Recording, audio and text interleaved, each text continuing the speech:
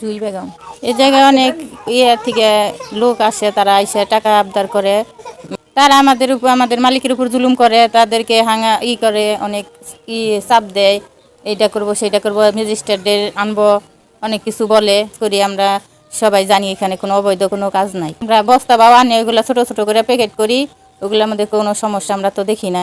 প্রশাসনের কাছে আমাদের দাবি, আমাদের এইভাবে জুলুম করা, এদেরকে হেস্তনেস্ত করা, এটার জন্য আমাদের প্রশাসনের কাছে অনুরোধ রইল, এরকম যেন না হয়। হ্যাঁ, আমি এখানে চাকরি করি। জুথি না, এখানে বস্তা ভাও, ব্লিচিং, তারপরে কুরপু, এগুলা কিরিয়া না, এগুলা ছোট ছোট আকারে প্যাকেট করা হয়, আর এগুলা বাজারে বিক্রি করা হয় পাইকারি দামে। আর এখানে কোনো কেমিক্যাল উৎপাদন করা হয় না, বা এগুলা কোনো বিক্রি করা হয় না। সেসাইরা অনেক বলে যে টাকা দাও, টাকা দাবি করে, টাকা না দিতে চাইলে বলে যে এটা করব সেটা করব, প্রশাসনের নিয়ে আসবো, এটা অবৈধভাবে চালানো হচ্ছে, অবৈধভাবে কাজ করা হচ্ছে, অবৈধ জিনিস বিক্রি করা হচ্ছে যদি টাকা না দিতে চাই। আর এখানে টাকা দেওয়া হলেও, কম দেওয়া হলেও মিথ্যা প্রচার করে। যেমন বলেছে যে এখানকার গাড়িগুলো যেগুলা মোটরসাইকেল, এগুলো নাকি চুরি করা আইনা ব্যবহার করা হইতেছে। এই গাড়িগুলা তো ঢাকা যাচ্ছে, চিটাগং যাচ্ছে, ময়মনসিংহ যাচ্ছে, ঘাটাইল যাচ্ছে, অন্য অন্য আরো অনেক এলাকায় যাচ্ছে। কাগজপাতি চেক দিয়েছে, মোবাইল কোড থাকে রাস্তায় রাস্তায়, তাহলে তো এগুলো আটকাতে পারে নাই, কারণ যেহেতু অবৈধ না, তাহলে আটকাতে পারে না। এই গাড়িগুলো, কাগজগুলো সবগুলোই বৈধভাবে ব্যবহার করা হচ্ছে। ভ্যাট টোকেন দিয়ে সেরা এগুলা নীতি নিয়ম মেনে রাস্তায় বের হচ্ছে। একটা গ্রামের ভিতরে এমন একটা প্রতিষ্ঠান করছে, আশেপাশে দেখা যায় যে অনেক দরিদ্র ফ্যামিলি আছে যেগুলো চলতে পারতেছে না, সেগুলো এখানে এসে কাজ করতেছে, করে সম্মিলিত হয়েছে, ভালোভাবে সংসার চালাতে পারছে। এইভাবে আমরা যদি এই প্রতিষ্ঠানটা বন্ধ হয়ে যায়, তাহলে তো আমরা বেকার হয়ে যাব। এখানে আপনার বিভিন্ন ধরনের মাল ঢাকা থেকে বা অন্যান্য জায়গা থেকে বস্তা আছে, এগুলো আপনার প্যাকেটিং জাত করানো, এগুলো কোনো অবৈধ জিনিস না। আপনার গতকালকে আসছিল 27 জন লোক, তারা আপনার 20,000 টাকা দাবি করছিল, কিন্তু মালিকের কাছে কোনো টাকা ছিল না। 2,000 টাকা ধার করে আনি দিচ্ছে অনেক। অবশ্যই অনেকবার আছে, কয়েকবার আছে, 10-12 জন 27 জন এরকম অনেকজন লোক আছে, এই হুমকি দেয়। এগুলো সব পরিচয় আছে, সমস্যা নেই। ফোনে আপনার রেকর্ডিং আছে, টাকা যে চাইছে রেকর্ডিং আছে। আমি মোহাম্মদ সাদত হোসেন, আমি একজন শিল্প উদ্যোক্তা। এই প্রতিষ্ঠানে বিভিন্ন প্রকার পণ্য বস্তাবাও কিনে এনে এখানে প্রক্রিয়াজাতের মাধ্যমে ছোট আকার করে মার্কেটে বিক্রি করা হচ্ছে। যেহেতু আমার প্রতিষ্ঠানের নাম আদর্শ ম্যানুফ্যাকচারিং কোম্পানি, একটি ঘাটাল থানার অন্তর্গত লোকেরপাড়া ইউনিয়নের 5টি গ্রামে অবস্থিত। আমার এই প্রতিষ্ঠানে বর্তমানে মার্কেটিংয়ে এবং প্রোডাকশনে 10 থেকে 15 জন লোকের কর্মসংস্থান হয়েছে।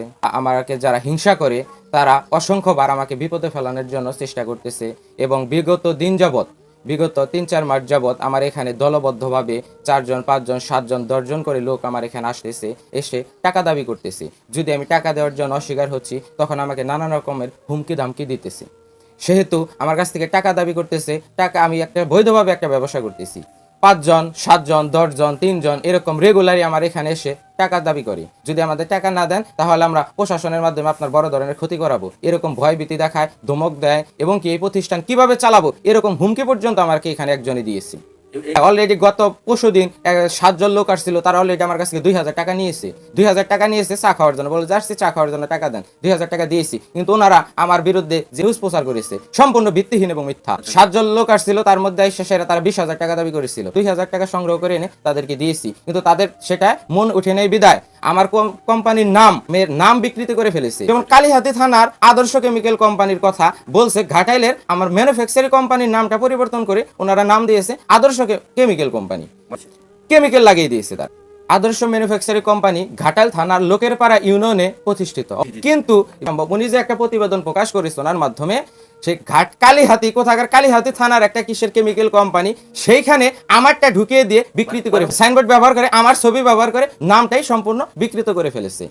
আমার প্রতিষ্ঠানে যে 4টা মোটরসাইকেল আছে, ওনারা সরাসরি বলেছে আমি চোরাই মোটরসাইকেল আছে আমার এখানে। কিন্তু এই 4টা মোটরসাইকেলই আমার পরিপূর্ণ কাগজ, শোরুমের কাগজ, এই যে ব্যাংক ড্রাফের রিসিপ্ট, সরকারকে যে আমি ব্যাংক ড্রাফ করেছি, এই যে ব্যাংক ড্রাফের এক গাড়ির রিসিপ্ট, ওই গাড়িরই এই যে শোরুমের রিসিপ্ট আমার কাছে আছে।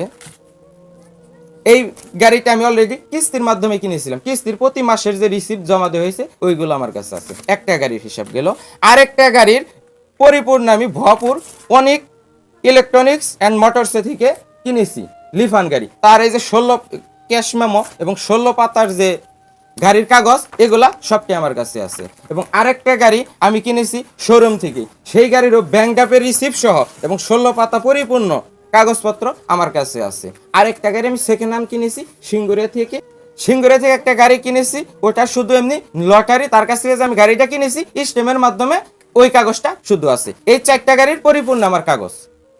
সেহেতু উনি আমার গাড়ি চোরাই গাড়ি বলে আখ্যায়িত করেছে। কারণ ওই যে বিগত দিনে যে উনি 20,000 টাকা চেয়েছিল, ওই টাকাগুলো আমি দিতে পারি নাই, আমাকে যে ভয় ভীতি দেখাইছে, এই কারণে এরকম একটা প্রচার করে আমাকে একটা ভয়ের মধ্যে ফালাবো। যদি ওনাকে আমি 20,000 টাকা দিয়ে দিতাম তাহলে এরকম কোনো মিথ্যা খবর উনি প্রচার করতেন না।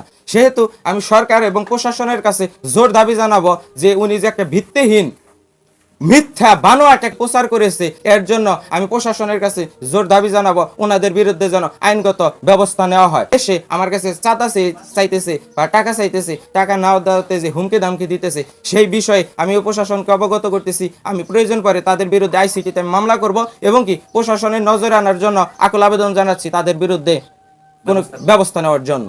তাতে অসংখ্য মানুষ কর্মসংস্থান হয়েছে এবং স্বাবলম্বী হয়েছে। ঠিক সরকারি অর্থনীতিতে আমি ভূমিকা রাখতে পারবো, সেই বিষয়ে প্রশাসনের কাছে আমি আকুল আবেদন জানাবো যেন আমার পথ চলাকে সহজ করে দেয়। এই বিগত দিনের যে সমস্যাগুলো ভবিষ্যতে যেন এরকম আর সমস্যার সম্মুখীন আমি না হই, সেই হিসেবে প্রশাসনকে আমার দিকে দৃষ্টি রাখার জন্য আকুল আবেদন জানাচ্ছি।